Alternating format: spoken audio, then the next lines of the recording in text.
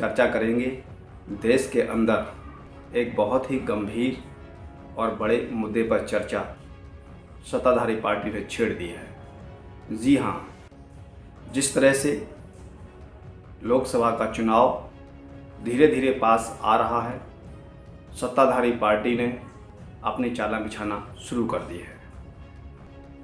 उत्तर प्रदेश के अंदर उत्तर प्रदेश के मुखिया ने जिस तरह से जनसंख्या पर वार किया, जनसंख्या के मुद्दे पर जो सवाल खड़ा किया, पूरे देश के अंदर जनसंख्या को लेकर तरह तरह के बयान आपको सोशल साइटों पर मिलेंगे।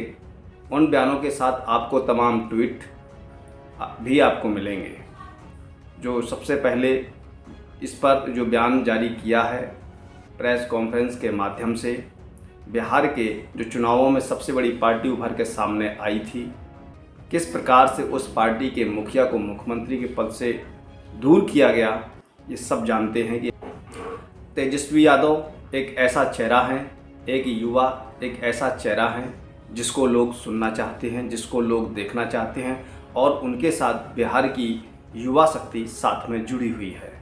नमस्कार, मैं हूं मुकेश कोरी और आप देख रहे हैं कोली न्यूज़ चैनल। आपसे निवेदन है कि अभी तक हमारे चैनल को सब्सक्राइब ना किया हो तो कृपया नीचे जाकर सब्सक्राइब बटन पर क्लिक करें और उसके साथ बेल आइकन का भी बटन को दबा दें, जिससे कि हमारी पड़ने वाली प्रत्येक अपडेट सबसे पहले आपको प्राप्त होगी। तो बात हम कर रहे थे जनसंख्या को लेकर, गरीबी को लेकर, महंगाई को लेकर, जिस तरह से तमाम मुद्दे देश के अंदर हैं, उन मुद्दों से सरकार किस प्रकार से दूर भाग रही है, ये सब जानते हैं। देश के बड़े बड़े अर्थशास्त्री हैं, उन्होंने देश को आगाह किया है कि अगर श्रीलंका से की स्थिति की तरह अगर बचना है तो देश के अंदर महंगाई पर ध्यान दिया जाए। लेकिन महंगाई से सरकार बचती हुई सत्ताधारी पार्टी ने जनसंख्या पर हमला बोला है, जनसंख्या को लेकर, नियंत्रण को लेकर हमला किया गया है। तो इस पर बिहार के जो डिप्टी सीएम भी रह चुके हैं और वर्तमान में एक बड़े चेहरा हैं, युवा चेहरा हैं, और उन्होंने क्या कहा है महंगाई को लेकर, बेरोजगारी को लेकर और जनसंख्या नियंत्रण पर जो उदाहरण पेश किया है, तो हम आपको वो क्लिप सुनवाते हैं। तो चलो सुनते हैं।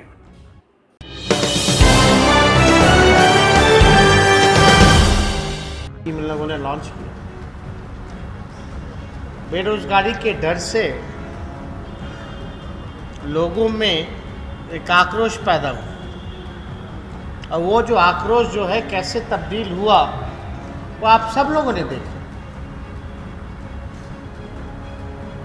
देखिए, ये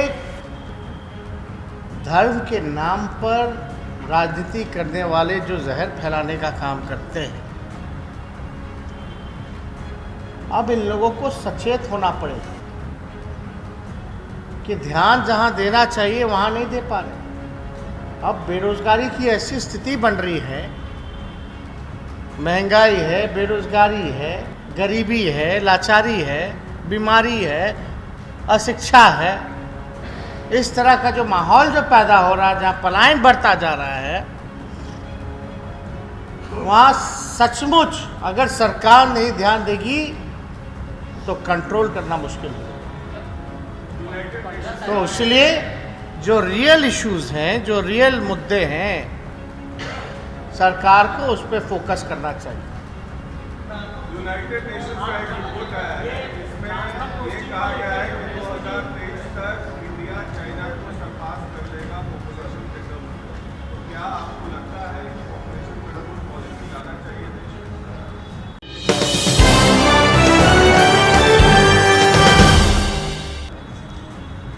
ये तो लोकतंत्र में इस विषय पे डिबेट करने की आवश्यकता है।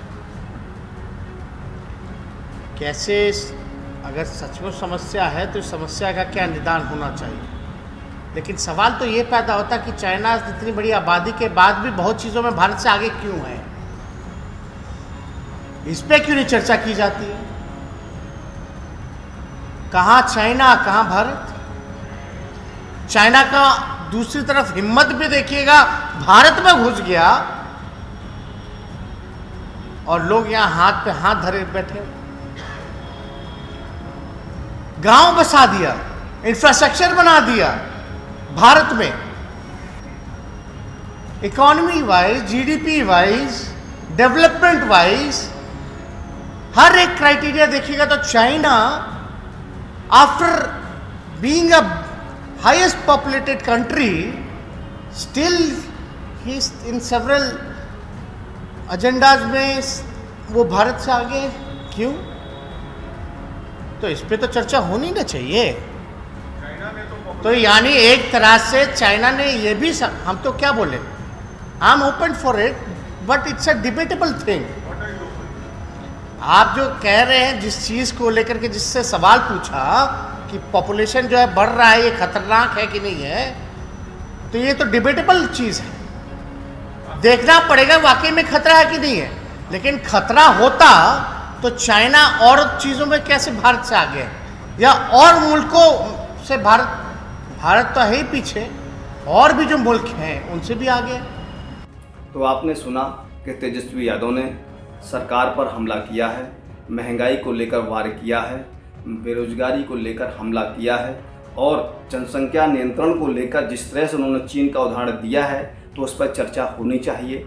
उन्होंने कहा है कि देश में चर्चा होनी चाहिए तो जनसंख्या नियंत्रण को लेकर नहीं, महंगाई बेरोजगारी के मुद्दों को लेकर यहाँ चर्चा होनी चाहिए। अगर वास्तव में जनसंख्या नियंत्रण इतना बड़ा विस्फोट है तो फिर हमसे चीन आगे क्यों है, और इसके अलावा कई देश भी आगे हैं। इस तरह से उन्होंने चर्चा के माध्यम से मोदी सरकार को चेताया है और मोदी सरकार पर हमला भी किया है। बिना नाम लेते हुए उन्होंने कहा है कि चीन में इतनी जनसंख्या आबादी होने के बाद भी वो भारत के अंदर अपनी बस्तियां बसाकर यहाँ पर शुरुआत की है और हमारे देश की सरकार हाथ पे हाथ रखकर शांत बैठी हुई है। आपको ये खबर कैसी लगी है, इस पर अपनी राय ज़रूर दें। आपको ये खबर कैसी लगी है, लाइक करें, और लाइक करने के साथ साथ कमेंट अवश्य करें। और ये कमेंट आपका एक सुझाव होगा जो हमारे चैनल के माध्यम से सरकार तक जा सकता है और सरकार उस पर विचार कर सकती है। आप सरकार के प्रति भी यहाँ सुझाव दे सकते हैं। सुझाव देने के साथ साथ खबर को शेयर भी करें, जिससे जानकारी हर उस व्यक्ति तक पहुँच सके जो इस जानकारी से दूर है। हम फिर मिलेंगे एक नई खबर के साथ, तब तक आप हमको इजाज़त दीजिए। जय